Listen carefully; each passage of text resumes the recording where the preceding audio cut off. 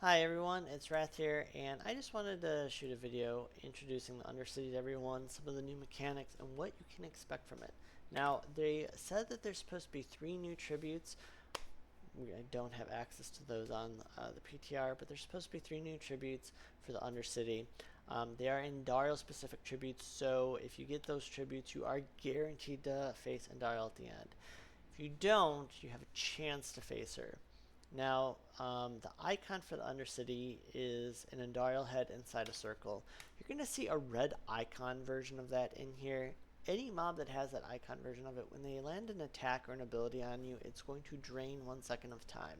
That sounds a little bit crazy, and it can create moments of anguish, but if you are geared appropriately for this difficulty of play, you're going to be just fine. You're not going to have a ton to worry about. So don't freak out about it too much. They did say that the more of those mobs and the more of the pillars of anguish that you do and kill, um, the more likely you are to see Andariel. And I will sometimes see Andariel on floor 1. I have no clue what causes her to spawn. It's a red image similar to the second Andariel you face in the Undercity fight if you get her. But I just don't know what causes her to appear on floor 1. Also, there's some little rock thing that was still up that will sometimes linger and will prevent completion of some of these beacons.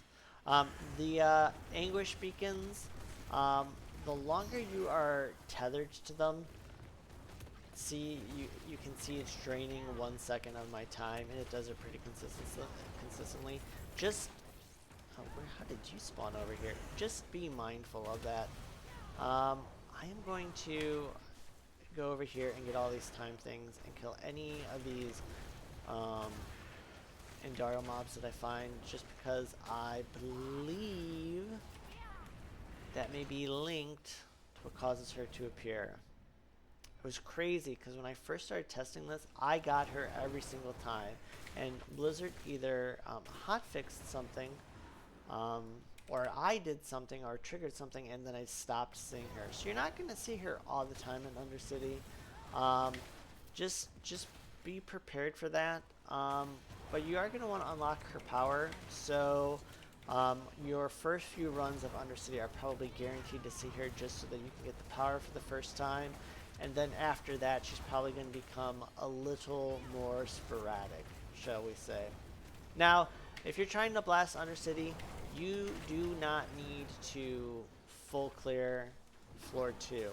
You just need to be past this defeat to add additional time. You just need to be past this number 2 bar before you go to floor 3. You will have enough stuff on floor 3 at that point in order to full clear it.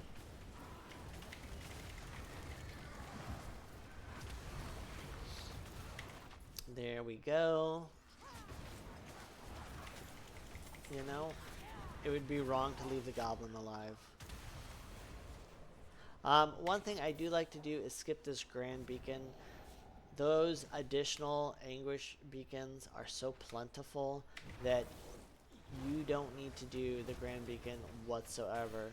I don't think the grand beacon has anything to do with Indarial, but I'm not positive. But I do know that if you want to pump out rewards and maximize rewards and you don't care about Indarial, you can just skip that beacon and you're good to go.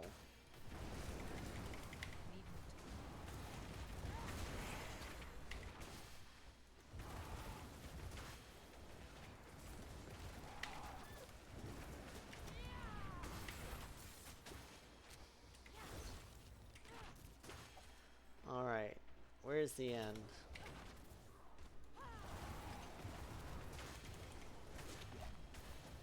Oh god.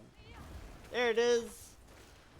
I don't know what causes this thing to randomly not appear, but it is what it is.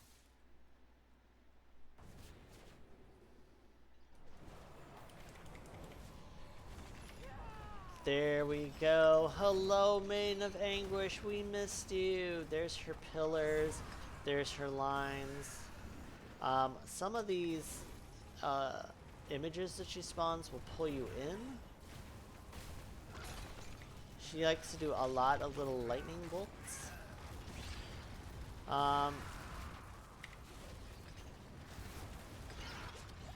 And Andariel doesn't always die immediately. But her red image seems to die a little bit quicker than her regular image. And woo, there's still stuff that spawns after you kill her. So just be mindful that you're never truly safe. I wanted to show more about her boss fight, but you might have two of them up at a time. Something that I've noticed is that, not on this character, but in general, they seem to do quite a bit more damage than some of the other bosses. And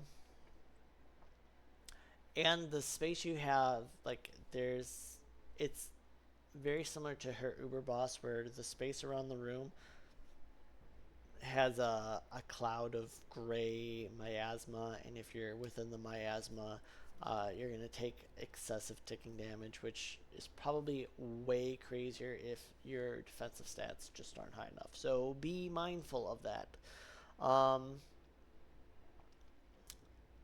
She doesn't seem to have any immunity phases. Even when she's drawn out, she doesn't seem to have any pillars to kill. Seems way more forgiving than her Uber boss version.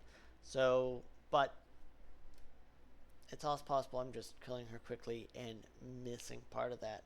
But anyhow, that is that. If you're wondering how many obols you get at rank 5 of her Essence of Anguish Purified power.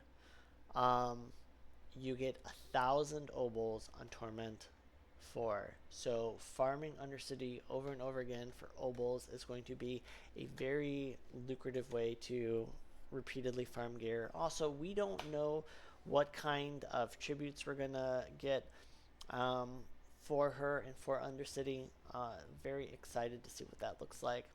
I kind of hope one of them is a mythic tribute, just because this season mythics are going to be a little bit more rare than normal, but we'll have to wait and find out. Anyhow, that is my Undercity guide. Remember, you can either farm obols or LOL salvaging material.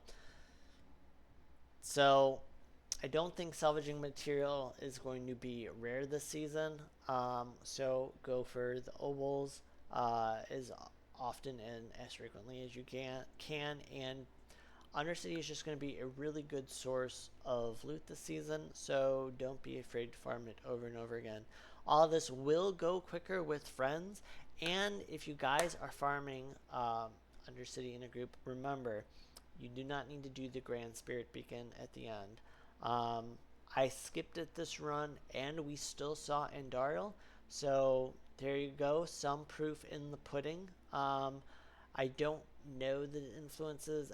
I don't think it influences. I think it is just a flat chance. And if you farm her over and over again, you don't have to. Hell Tides feels. I don't like Hell Tides this season. I think they're really dumb and stupid.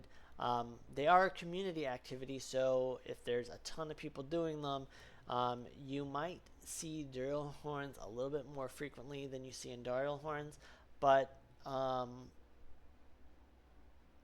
the loot from Hell Tides does not seem to compare to the loot from Undercity. So I think there are going to be some advantages to doing Hell Tides. Like if you just feel like being a pylon and you don't want to move and you just want to farm 5 Duriel horns, there's an advantage to that. But if you've got a really good group that knows what they're doing in Undercity and is just efficient and not full clearing, and you're all getting to the end at the same time, you're not making people wait. My number one pet peeve when I do Undercity as a group is that there are some people who try and go to every single corner, and it's like, you don't need to do that anymore. You can literally go to floor 3 with 2 bars left and you're going to get more than enough progression on the very last floor. I personally am just going to be going for those tormented beacons because the more chances they're going to be the main way that you see Andariel, and the more times you see Andariel, the more times you'll get her body part, and 5 body parts lets you unlock an Azmodan chest. So you're going to be wanting to farm her claws like crazy, but